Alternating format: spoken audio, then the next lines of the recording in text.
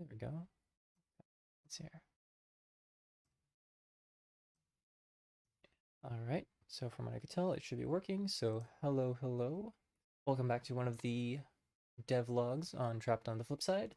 My name is Tim, the core developer on this project. There we go, just making sure everything is working out. Seems like it. Nice.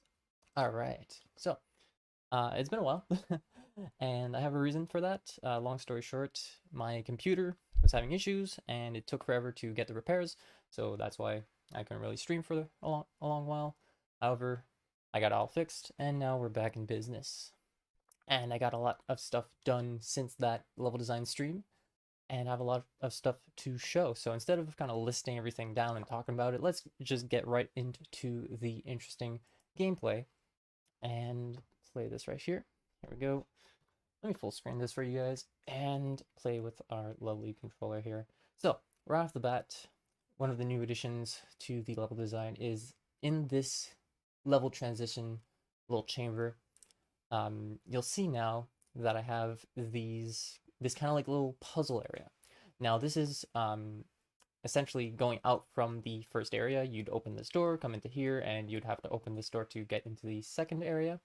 And essentially now, to do that, you can't just jump into the little connector here. You're gonna have to solve this little pseudo puzzle, pseudo tutorial.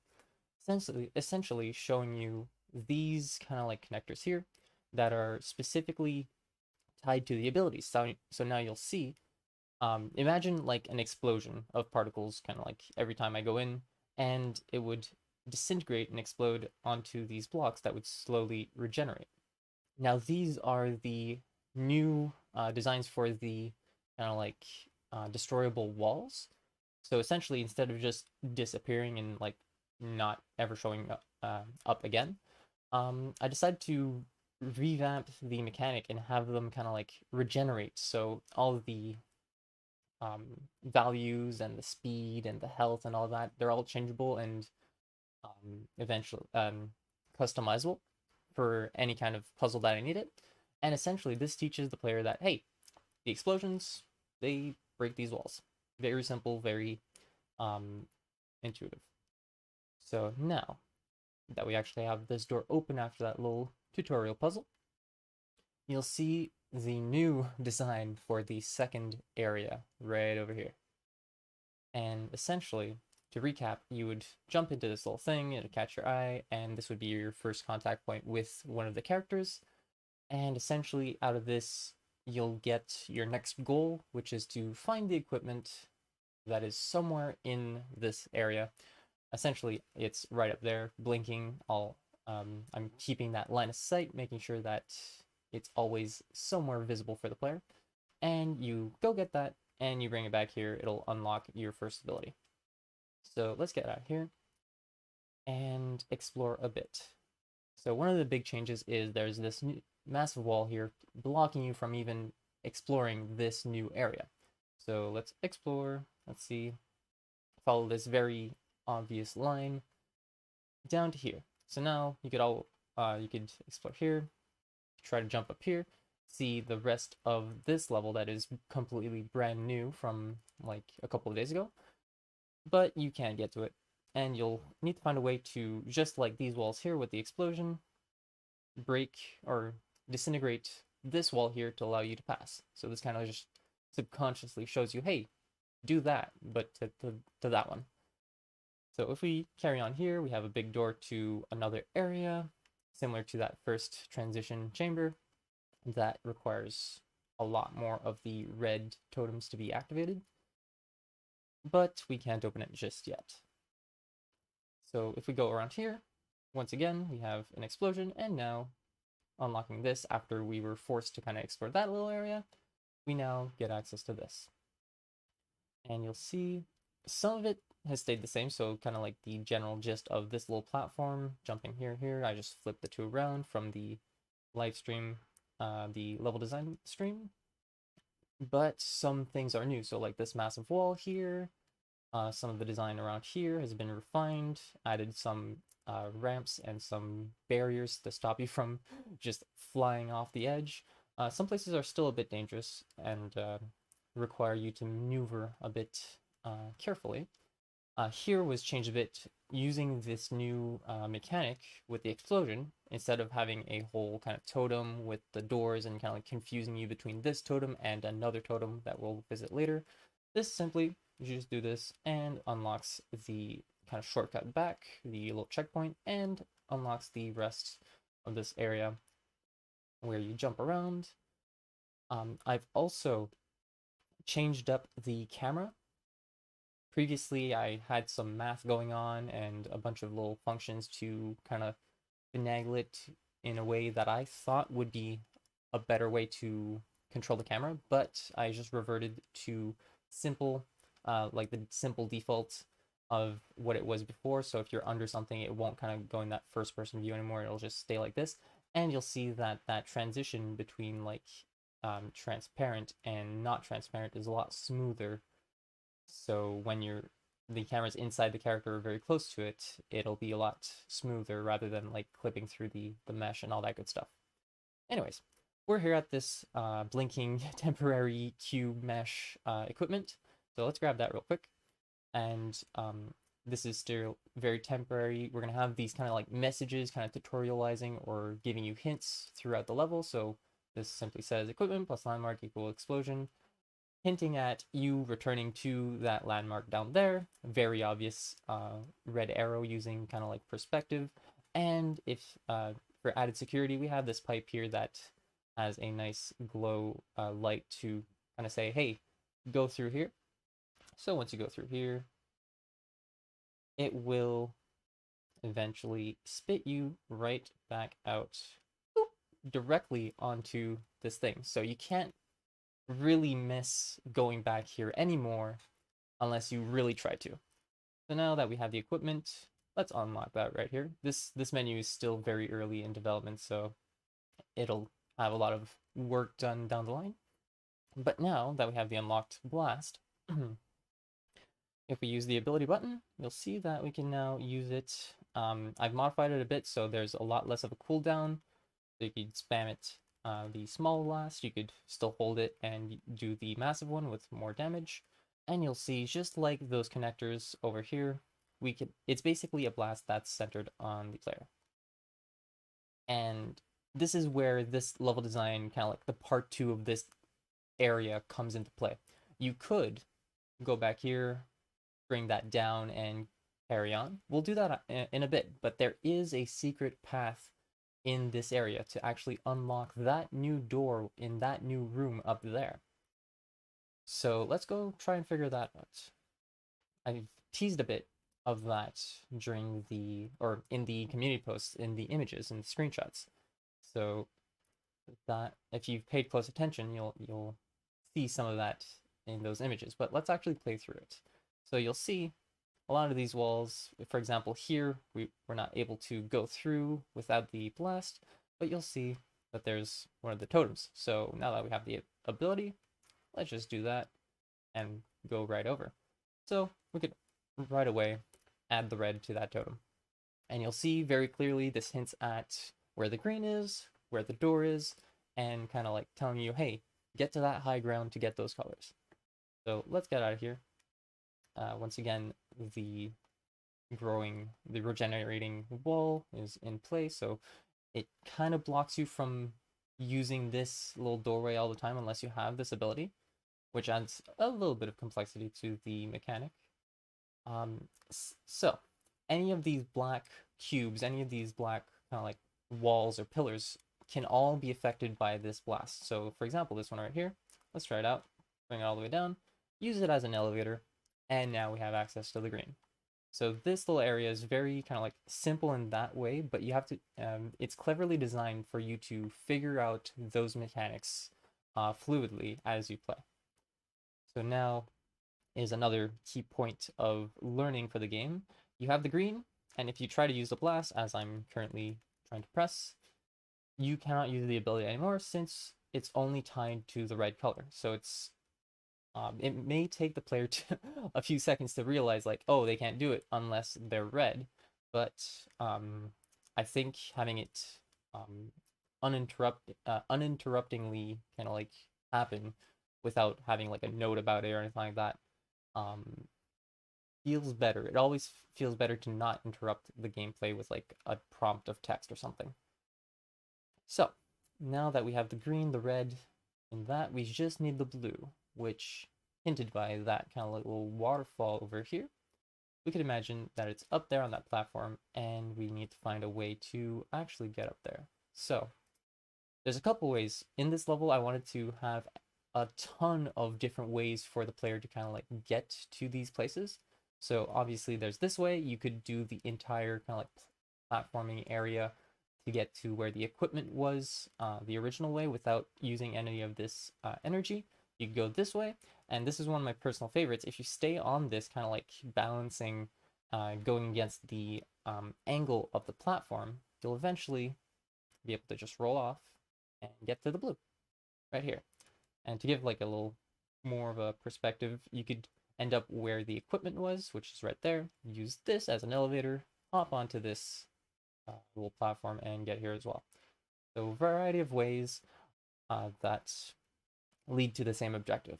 However, you'll see a lot of these kind of like walls with like barred grids and stuff blocking you from certain areas because there's a lot of easy ways or a lot of design kind of like spots that I need to block off in order to make it not trivial to get to these areas. For example, you used to be able to get to that high up point of the platform over there, which wasn't walled off, and jump directly from there to the blue right over here without needing to use the blast or anything like that. So a lot of care has been put into really guiding the player through the intended way to get these colors in this area.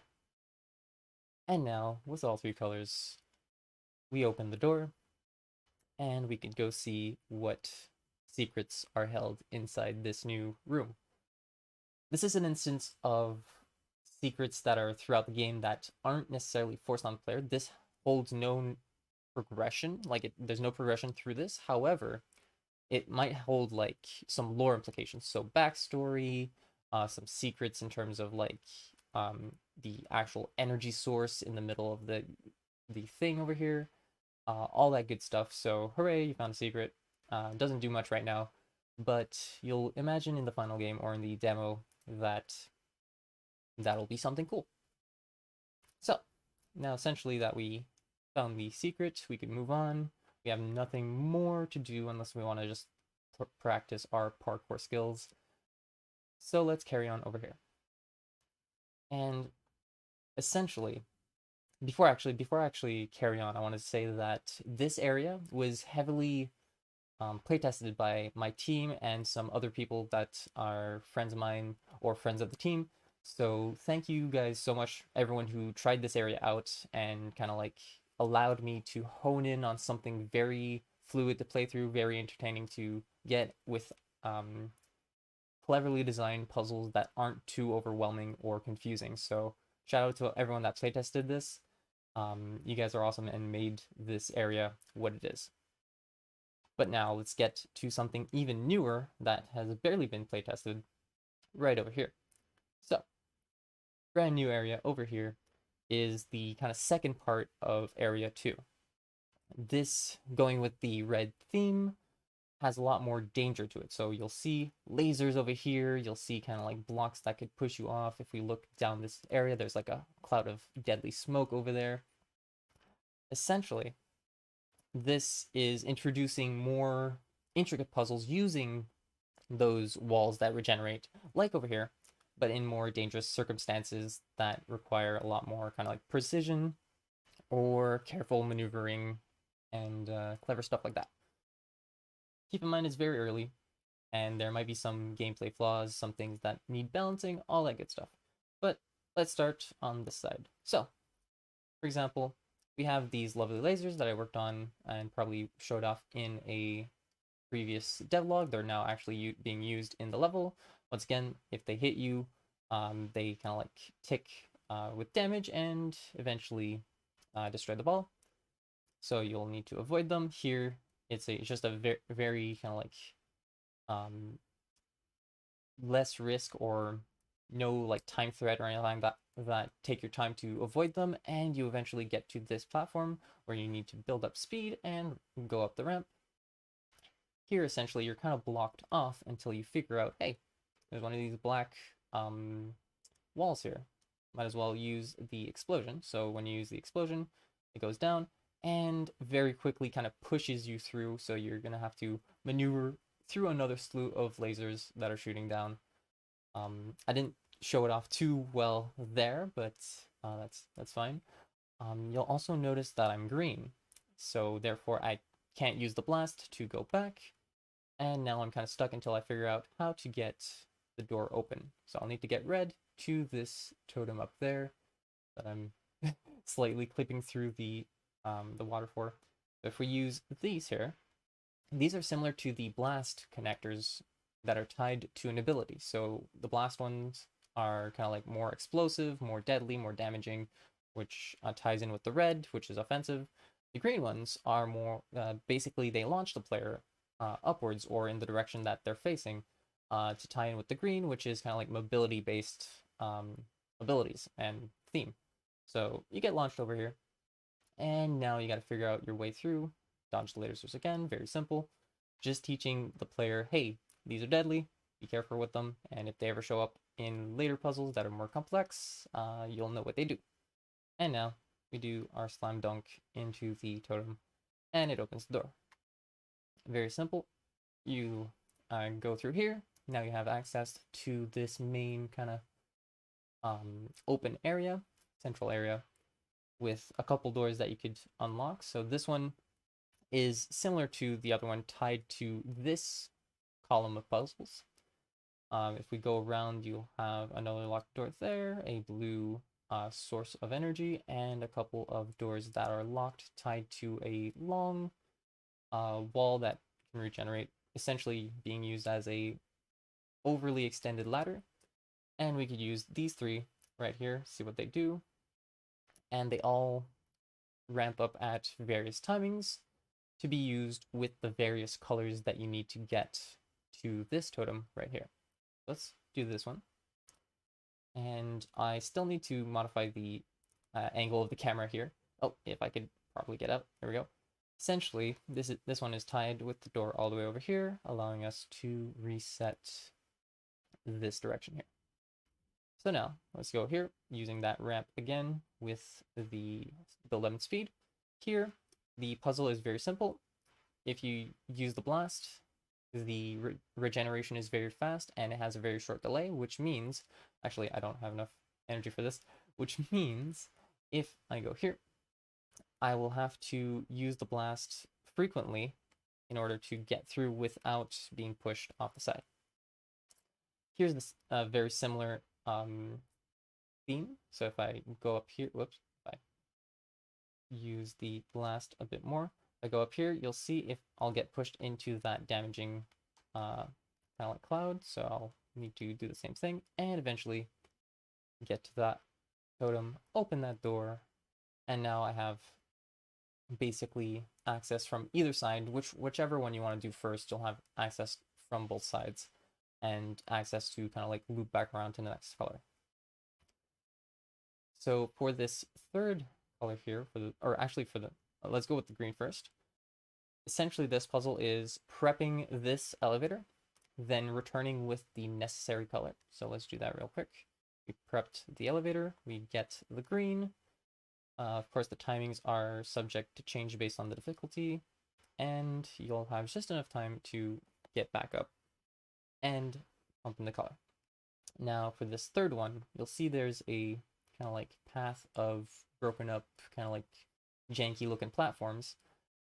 That leads to that blue source that we saw earlier, which means we need to do this again, hop on this, get access to this one, and then find ourselves the blue source, make our way back.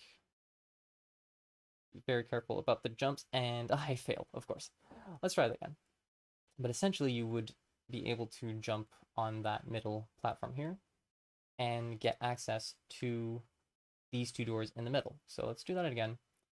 This is pretty close to where I got so far with this section. It's a good balance of trying to go quick without without necessarily um, being too rushed or without like going too fast in order to miss the jump. For some reason, I underdid both jumps both times, but you could get the idea. I would essentially get the blue, unlock this door, get access to the elevator. And that's essentially what I have done for this area. Massive door up there that leads to the another quarter of the game, which down the line, once we get to work on the final game after the demo is fully polished and fully done, essentially that's at that point this door will be accessible. However, for now, there will be nothing behind this door for the foreseeable future, even though it's cool to have there anyways. So I believe that kind of covered everything in terms of the progress and that we had since last time. This once again, this area has gone over a lot of makeover, a lot of additional design to make it intuitive and super cool. This area, once again, I just started. Little secret tip, if you bring this all the way down, you'll be able to access this little cubby area that I might have a secret in that you can't access in any other means. You could see in it though, so it kind of hints, hey, you might be missing something. Some cool little level design tricks to lead the player to their next objective. Anyways, so with that, I think that wraps up all of the level design stuff and the actual progression on the core level of the game that I've done so far. In other, I guess, progress or stuff that has been worked on here, let's see in the debug level, because I have been working on slightly new mechanics. Let's find it here. Here, let's save all this. I don't know why it needs to be, but it does. And essentially, I've added now a NPC AI and like enemy sphere that chases down the player, essentially using the same character as the player for now, but with an AI controller that not only chases the player down, but it starts off as neutral without being charged with energy. But if it does enter any source of this magenta energy, so any of these fog clouds, if they enter the puddle or get hit by the laser that you can't see right now, they will become charged and do proximity damage. So I'll show that off right now. So as you can see, I've been messing around with maybe having kind of like one of those puzzles where you lead them through a room that you can't access yourself. Just a little kind of like test demo. Let's see if you could make your way out here. Nope. Okay. You may be a tiny bit dumb. Oh, wait, actually, I know why. It's because of the navigation mesh not actually having a proper path through. So if I change that around, here we go.